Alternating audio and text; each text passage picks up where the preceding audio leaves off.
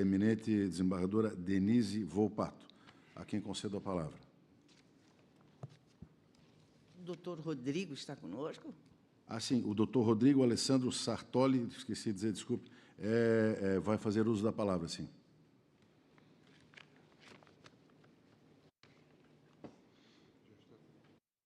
Já está se dirigindo à tribuna, Excelência.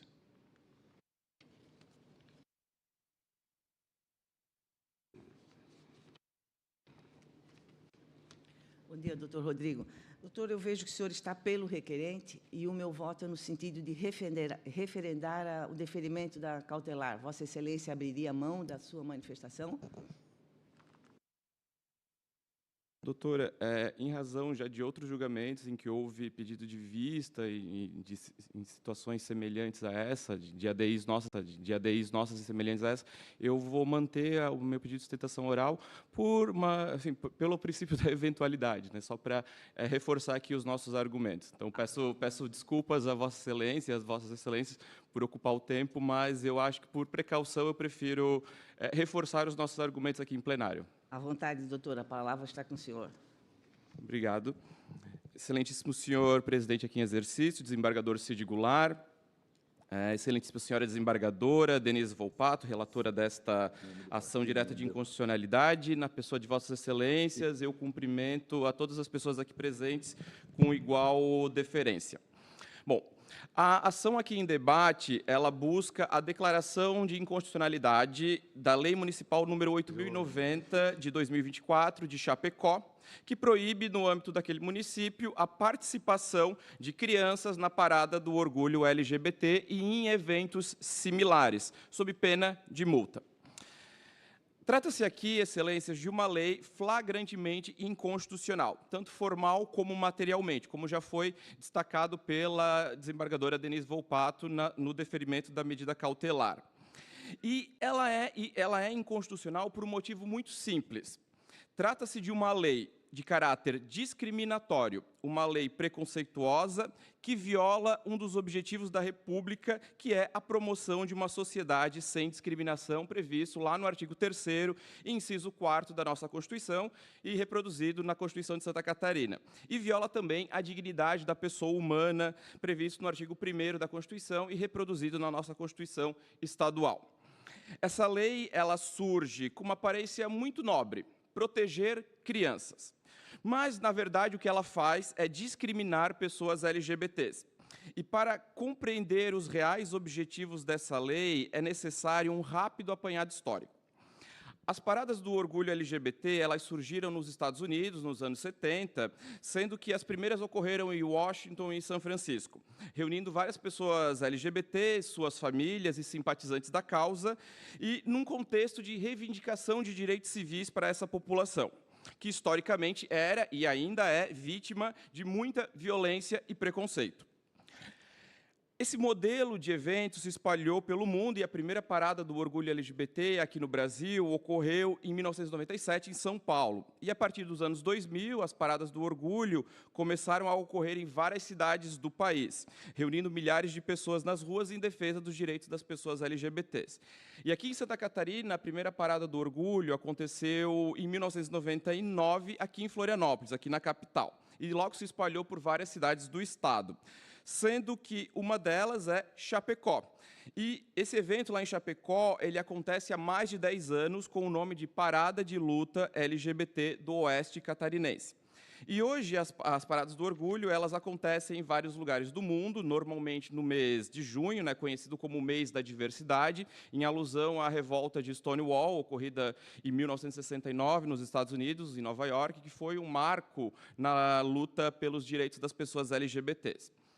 As paradas do orgulho são, então, sim, um espaço de comemoração, de festa das pessoas LGBTs, mas, sobretudo, elas são um momento de manifestação política e de reivindicação por direitos, por respeito e contra o preconceito homotransfóbico. Ela é um evento que reúne, inclusive, a participação de muitas famílias. Ou seja, não há nenhuma justificativa plausível para impedir que famílias possam levar suas crianças para participarem da parada LGBT. Ao querer apartar, excelências, as crianças, as famílias desse tipo de evento, essa lei em questão, ela presume que as pessoas LGBT são impróprias para crianças e são potenciais assediadores. Conclusão essa, preconceituosa, potencialmente criminosa e que não se sustenta no mundo dos fatos. E trago aqui dados da realidade. De acordo com o Unicef e com o Fórum Brasileiro de Segurança Pública de 2021, no período de 2017 a 2020, quase 70% dos casos de violência sexual contra crianças ocorreram na residência familiar, sendo que aproximadamente 90% dos agressores eram pessoas conhecidas dessas crianças, eram parentes. Ou seja, partindo dessa lógica absurda e inconstitucional da lei de Chapecó, então, e tendo como base esses dados que trago, nós teríamos, então, que criar uma lei proibindo crianças de adentrarem seus próprios lares, o que, óbvio, seria um grande absurdo. E, a título de comparação, trago aqui 2 exemplos. Primeiro, os estádios de futebol. São espaços que sabemos que, recorrentemente, são palco de episódios de violência. Nos estádios, é absolutamente permitido que crianças possam adentrar com seus pais ou responsáveis. Não há nenhuma restrição a isso. Segundo exemplo, a Oktoberfest de Blumenau, que é uma festa que tem como mote central o consumo de álcool. Crianças podem participar da Oktoberfest. Ou seja, nós podemos colocar crianças em contato com violência nos estádios, em contato com o consumo desenfreado de álcool, mas não podemos colocar crianças em contato com o respeito à diversidade de orientação sexual e de identidade de gênero. Não faz sentido. Vejam, excelências, trata-se de uma lei discriminatória que coloca, na verdade, as pessoas LGBTs numa espécie de semiclandestinidade, uma espécie de novo gueto de Varsóvia, um verdadeiro apartheid. Inclusive, o objetivo homotransfóbico dessa lei de Chapecó foi observado pelo eminente desembargador Hélio do Vale Pereira, que no ano passado concedeu um habeas corpus coletivo contra essa lei, permitindo a ocorrência do evento, e disse o desembargador Hélio, abro aspas, a que título se veda a participação de crianças em eventos promovidos pela comunidade LGBT, sem nenhuma delimitação particular? Há clara conotação preconceituosa, como se atos realizados pelo segmento fossem dotados de uma moralidade inferior, uma visão retrógrada de que conduziriam crianças e adolescentes à devassidão e por sua mera presença. Essa lei de Chapecó, ela não é uma invenção lá do oeste catarinense. Na verdade, ela é uma simples cópia de um modelo de lei que está pululando por várias cidades do país, porque nós temos hoje em curso no Brasil um verdadeiro movimento organizado para criar leis absurdas como essa, que atacam a população LGBT.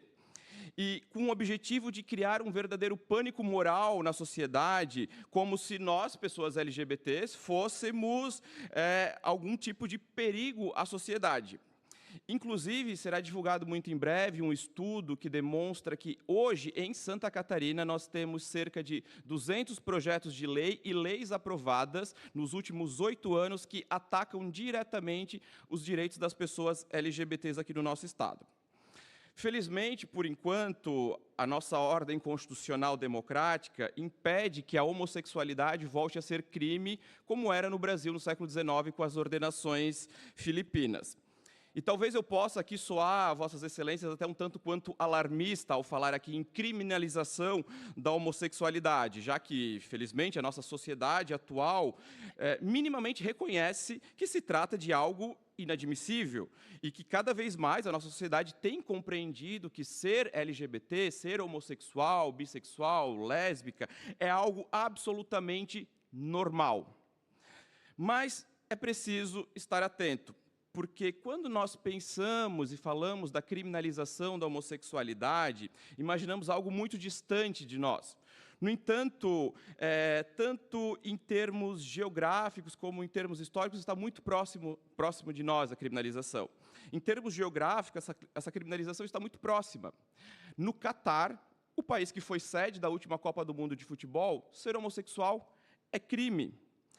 Nas Maldivas, um destino turístico que muitas pessoas gostam, ser homossexual é crime. Na Guiana, um país que faz limite com o Brasil, ser homossexual é crime. Hoje, ser homossexual é crime em cerca de 60 países do mundo. E se pensarmos também historicamente, a criminalização da homossexualidade também está muito próxima de nós, porque, vejamos, na Inglaterra, a homossexualidade deixou de ser crime somente em 1967, e na Escócia deixou de ser crime em 1980. Até o início dos anos 2000, ser homossexual era crime nos Estados Unidos da América. E em vários estados lá, como na Flórida e no Texas. E a criminalização da homossexualidade nos Estados Unidos só foi considerada inconstitucional pela Suprema Corte no ano de 2003, no famoso caso Lawrence versus Texas. Ou seja, 2003, algo muito recente. Nesse cenário, excelências, o Poder Judiciário ele tem um papel fundamental na garantia dos direitos das pessoas LGBTs. E este Tribunal de Justiça tem feito isso com pioneirismo. Em vários julgamentos, o Tribunal de Justiça de Santa Catarina tem reconhecido a inconstitucionalidade de leis municipais discriminatórias contra a população LGBTs, como aquelas que visavam proibir conteúdos sobre diversidade de gênero e orientação sexual nas escolas, destacando sempre o teor discriminatório e o desrespeito à dignidade humana. E, recentemente, foi também notório uma decisão deste tribunal que reconheceu o dano moral coletivo praticado pelo município de Itajaí contra a população LGBT, num episódio em que o prefeito daquela cidade determinou a suspensão de um evento público que abordava a temática da diversidade sexual e de gênero.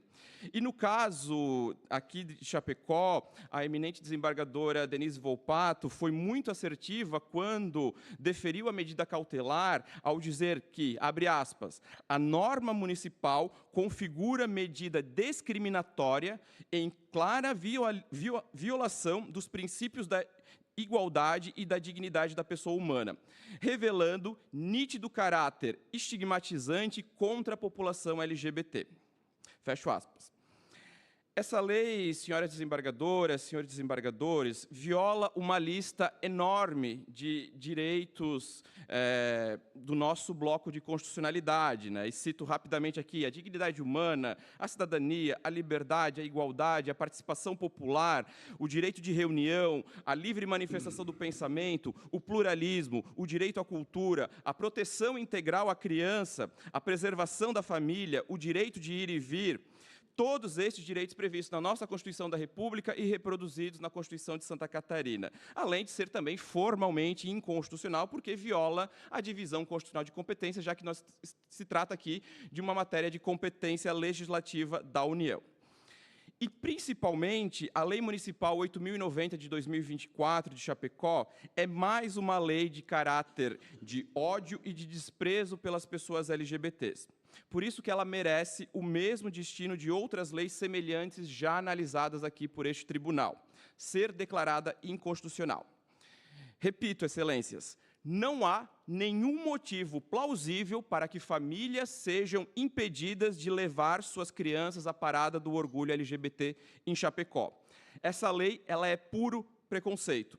E este Tribunal de Justiça tem a missão constitucional de barrar esse tipo de legislação que viola direitos humanos mais elementares, o direito de existir, o direito de sermos aquilo que nós somos, né? Como disse o poeta Leminski, né? Isso de querer ser exatamente aquilo que a gente é ainda vai nos levar além.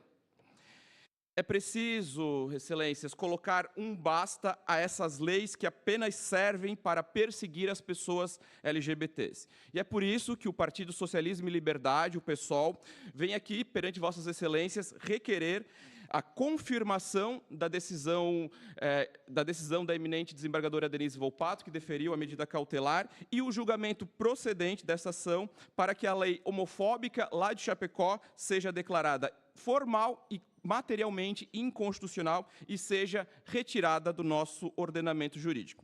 São essas as minhas considerações, excelências. Muito obrigado. Agradecemos ao doutor Rodrigo Alessandro Sartoli.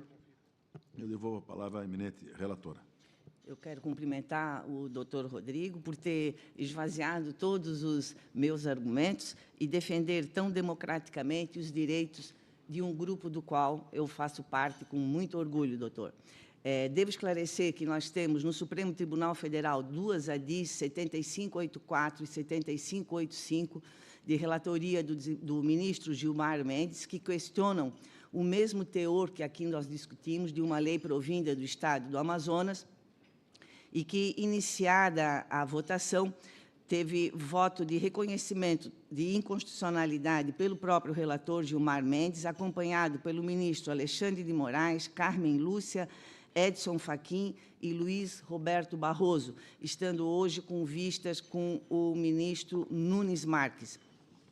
Dito isso, colegas, eu não tenho muito mais a dizer, a não ser do que voto no sentido de referendar a medida cautelar deferida para sustar a aplicação dos efeitos da Lei 8.090/2024 do município de Chapecó até o julgamento definitivo da presente ação. É como voto, presidente. Pois não. Está em discussão a matéria? Presidente. Pois não, excelência, pois não. Permita-me, desembargador Stefan, lhe cumprimentar a todos, eminente representante do Ministério Público, da Advocacia, apenas para comunicar se, porventura, um desembargador mais antigo não pedir vista, eu peço vistas do processo. Desembargador Saúl tem a palavra. Presidente, em relação ao pedido de vista pelo eminente colega que já anunciou, eu peço vênia para neutralizar, que a Secretaria neutralize a minha concordância. Mas dizer à desembargadora Denise que, quando eu li o projeto, eu lembrei de um dos trabalhos que fiz dentro da Universidade de Lisboa, que tratava-se do pluralismo jurídico. E lá eu mencionava que o movimento LGBT em São Paulo é o segundo movimento mais rentável da cidade, da capital paulista, perdendo tão somente para a Fórmula 1. Era o que tinha a dizer. Obrigado. A matéria continua em discussão. Como mais ninguém queira discuti-la, a matéria fica submetida ao pedido de vista de Sua Excelência, o desembargador Stefan Klaus Radloff. Agradecemos novamente sua presença, doutor. Muito obrigado. Bem, eminentes colegas, temos